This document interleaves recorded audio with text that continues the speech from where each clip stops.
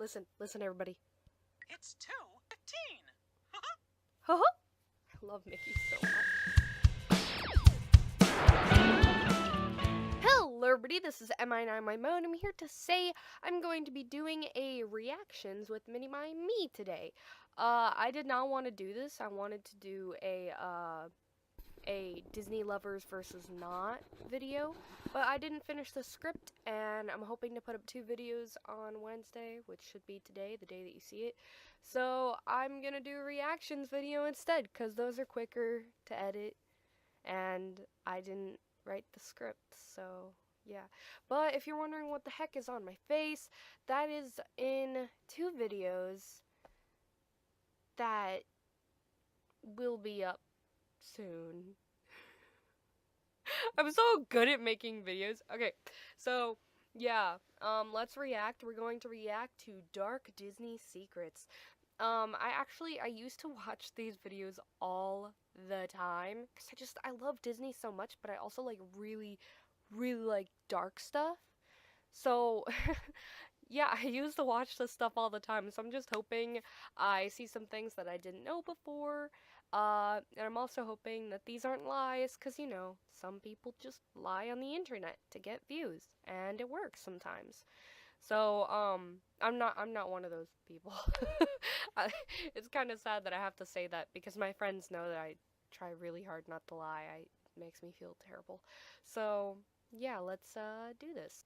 Yeah, these aren't scary. What's going on? They're supposed to be scary facts. I'm supposed to be, like, shivering. Over to the boardwalk resort. This is one of my favorite little things to let people know about because it's just so weird. And I don't know if you're going to think it's funny or not, but I think it's just real creepy. Over at the Boardwalk Resort, there are chairs placed next to the large fireplace in the lobby. These are the creepiest chairs you've ever seen. They are these little boys or girls. We don't even know really what they are, but they are actually called nanny chairs.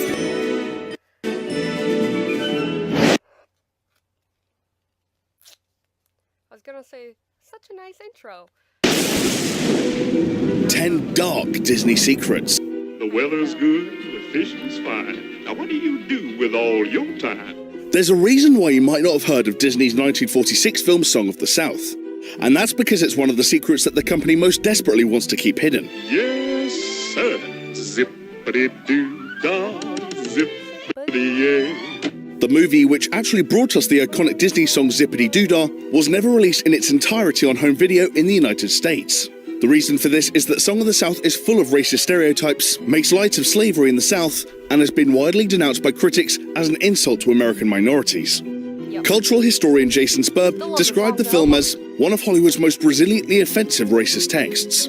In March 2010, Disney CEO Bob Iger stated that there were no plans to release the movie on DVD anytime soon, calling it antiquated and fairly offensive. Human remains. If you're squeamish, maybe Disney theme parks aren't quite the place for you. Because behind the facade of fairy tales and wishing upon stars, you could stumble upon actual human remains. In 1967, when construction workers were just putting the finishing touches to the Disneyland Pirates of the Caribbean ride, they decided that it just didn't look convincing enough with fake bones. So instead, they decided to decorate it using real human skeletal remains that they obtained from the UCLA Medical Center. Over time, the majority of the real bones were removed, but one eerie remnant remains. Rather disturbingly, the skull and crossbones on the headboard above the skeleton in bed are still completely genuine. And this isn't the only way that Disney theme parks are haunted by real human remains. The parks have become a popular destination for those wanting to scatter the ashes of their loved ones, with some people dispensing them from the deceased individual's favorite ride. In fact, this has become such a worryingly common phenomenon that Disney employees have been trained in safely removing the remains, and the rides are equipped with high-tech filters that can remove the human particles from the air. Number 6.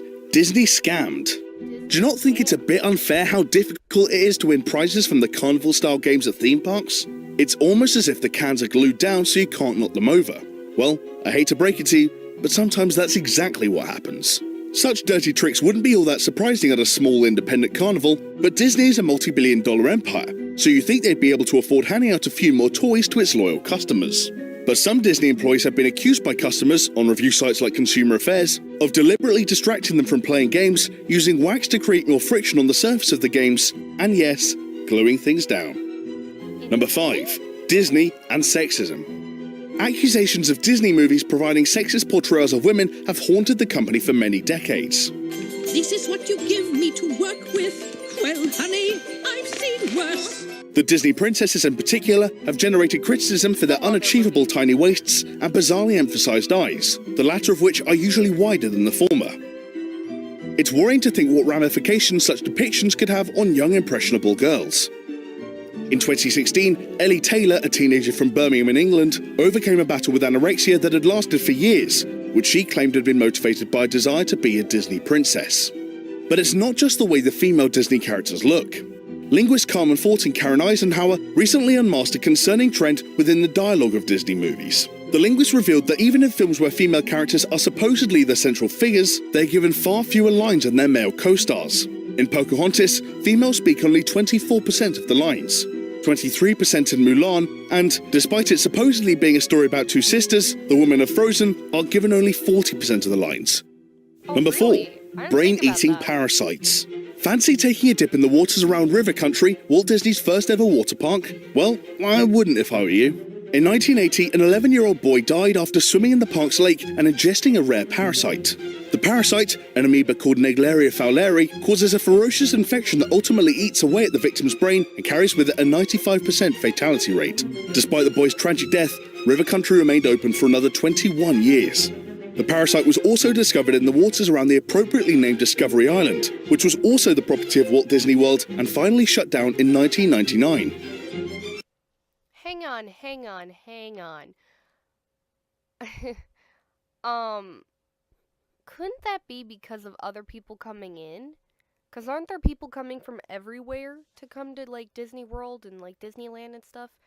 Because, like, couldn't it be from somebody else? Like, it doesn't mean that it's specifically, like, from Disney World. Like, they didn't, like, cleanse everything or something.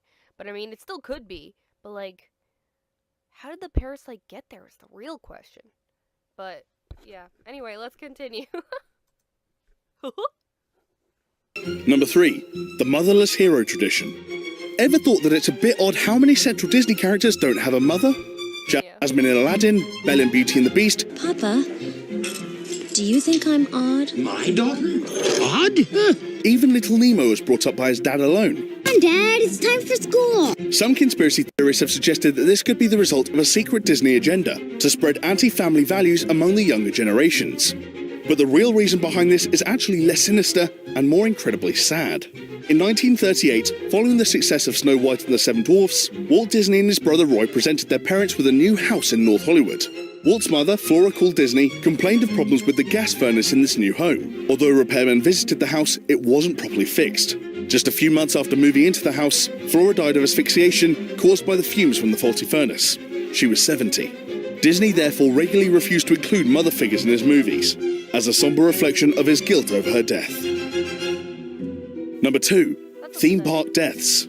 The Walt Disney Company is the most successful theme and amusement park company in the world, raking in approximately $16 billion a year from 137 million attendees. With so many people visiting its theme parks, it's perhaps not all that surprising that its history is somewhat blighted by dozens of unfortunate accidents. In July 1974, 18-year-old Deborah Stone was working at Disneyland's America Sings attraction, a rotating stage show. Tragically, she wandered too near to the moving theatre wall right before it was activated. It crushed her against the side of the stage, and she died.